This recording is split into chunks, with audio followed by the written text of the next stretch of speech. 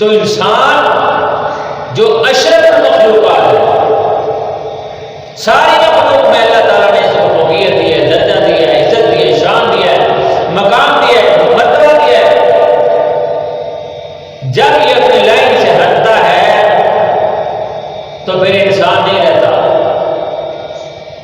پھر اس کے اندر حیوانی صفتیں آ جاتی ہیں،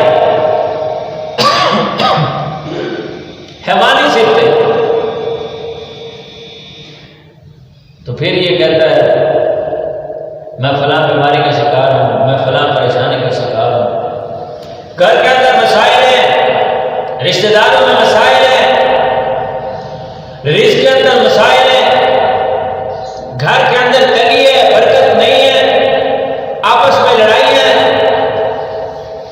وقت میں برکت نہیں، رزق میں برکت نہیں، عمر میں برکت نہیں، زندگی میں برکت نہیں۔ وجہ کیا ہے؟